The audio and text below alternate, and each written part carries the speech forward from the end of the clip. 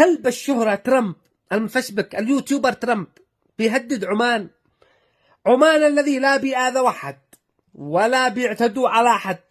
عمان الذي من الجامع للبيت ماشي جنب الجدر، ترامب بيهددهم، قال سوف نقصف عمان نفس ما كان يهدد إيران، سوف نقصف إيران، سوف نحرقهم نفس ما كان يهدد اليمن، سوف ندمرهم، سوف نخنقهم، سوف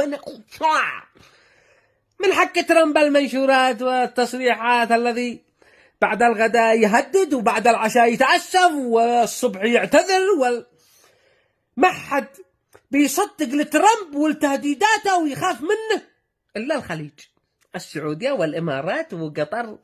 ترامب هدد إيران، شاف إن إيران ما همش حق تهديدات، هدد اليمن، شاف إن اليمن ما بيخافوش منه ومن تهديداته وتفعيل، هدد حزب الله، شاف إن هؤلاء ما بيخافوش منه، رجع يهدد الخليج، هو داري إن ما حد بيخاف من تصريحاته وتهديداته إلا الخليج. هدد السعودية، قال لهم طبعوا مع إسرائيل ولا سوف أقصف السعودية، سوف.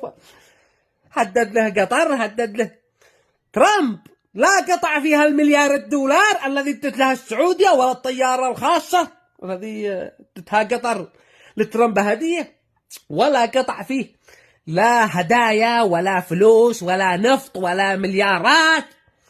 قال للخليج تطبعوا مع إسرائيل غصبا عنكم. ترامب بيتعمد الإساءة إلى دول الخليج. قبل 10 سنين ترامب قال على السعودية بقرة حلوب، جلس هذا الترند 5 سنين والناس كلهم بينشروا، شفتوا ايش قال ترامب على السعودية بقرة الحلوب، وينزلوا صور بقر وامريكا بتحلبها. عاد الناس بدأوا ينسوا هذا الترند حق البقرة الحلوب الا وطلع ترامب قال ابن سلمان بيلحس مؤخرتي، الا وطلع الترند. شفتوا ايش قال ترامب ان ابن سلمان يلحس مؤخرته، شفتوا ايش. عاد الناس لا بادين ينسوا الترند حق المؤخرة حق ترامب الا ويطلع ترامب على السعودية على الطبع غصبا عنه. متعمد الإساءة إلى دول الخليج.